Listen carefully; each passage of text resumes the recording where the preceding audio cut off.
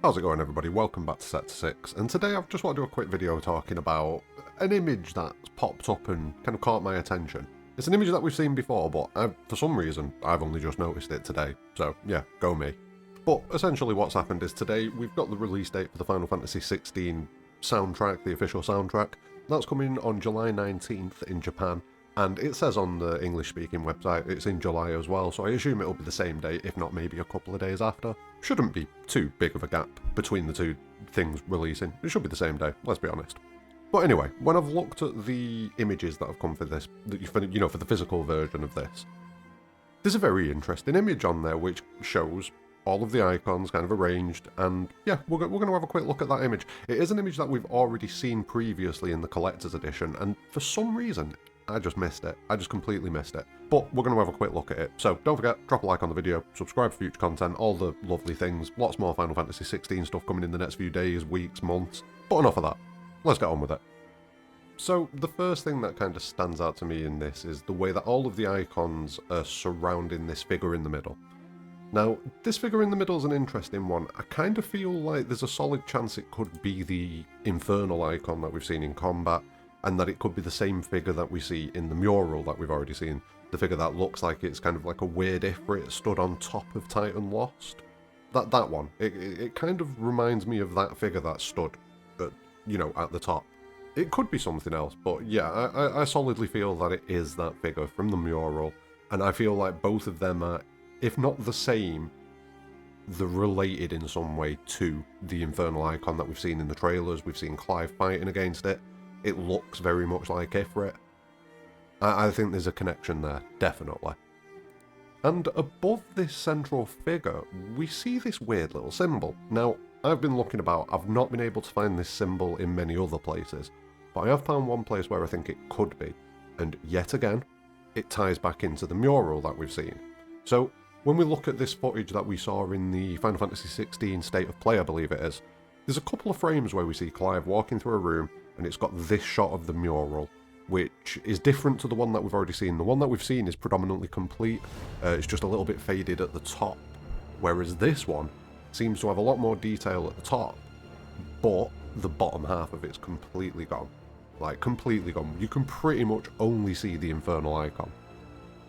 And really quickly while we're looking at this image, I'm still sort of feeling that that's a face above the Infernal icon, but it looks like it's covered in some way. It looks like the eyes are covered, and that could be a mouth. Another thing it could be is it could be related to the moon. Maybe we've seen that shot of the moon with that little small red point of light just to the bottom left of it. Could it be something to do with that, that when that red moon aligns with the normal moon, shit goes down? Because as we can see in the image, the red moon is kind of, well, I assume it's a red moon. If you look at that circle at the top, you've kind of got a moon-coloured circle and then a little red circle on it, I think.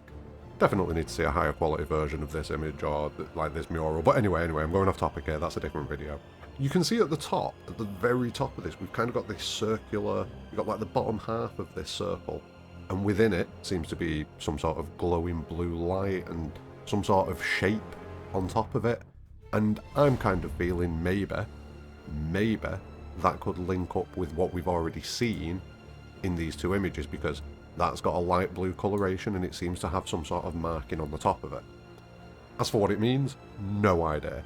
Closest thing I've been able to find is it's possibly similar to the lowercase zeta in the Greek alphabet, but that's as close as I've been able to get. I've asked top men, if they've seen anything similar to it. We'll find out soon. So, I don't know. It's interesting. Very interesting. As far as if it is Zeta, I don't know what kind of links that could have. I believe in Greek, from when I was searching it up earlier, Zeta can often be used to refer to last born. So like the last born child or something like that. But, yeah. Now, one more final interesting thing about this symbol, this little symbol that we're seeing here. Is this symbol something that we see on the shoulders of Typhon in the cutscenes that we've seen? I think it could be. I'm not going to say it is, because it's not conclusive in the slightest, but I think it could be. And if that does turn out to be the case, then we've got this symbol that seems to be above the icons in multiple occasions, kind of almost lording over them, containing them. I don't know what the context would be, but it seems to be above them in some way. and then we see it on the shoulders of Typhon. Does that mean that Typhon is kind of exerting some sort of control over the other Eikons, or does it mean that Typhon is a tool of whatever is exerting control over the Eikons? Interesting to think about. Anyway, back to this image. So, as you can see, we've got all of the Eikons depicted here. You've got Phoenix on the left, you've got Shiva on the left, and you've got Ramuh on the left. But then, next to Shiva, it's a bit weird, isn't it? Is this the second depiction of Leviathan that we're seeing here? Because, as you remember, if we look back at the mural, we see that depiction of Leviathan pretty much next to Bahamut, but we've not heard any information or seen anything else of Leviathan. And here we are again. We've got another image that seems to depict some sort of struggle or hierarchy or situation that's going on with the Eikons, and there's Leviathan again. So, yeah, Leviathan's going to be a big part of whatever secrets are going on, it would seem, because it's the only thing we've not seen at all.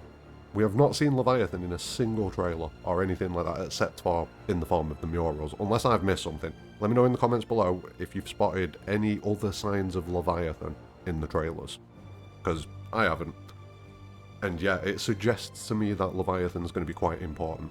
If it is Leviathan, there is also the possibility it's something else. This is stemming back from a conversation that I've had with MJ Gallagher. It's something that I'll flesh out in another video.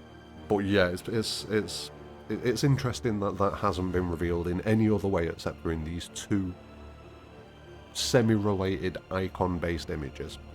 Very interesting.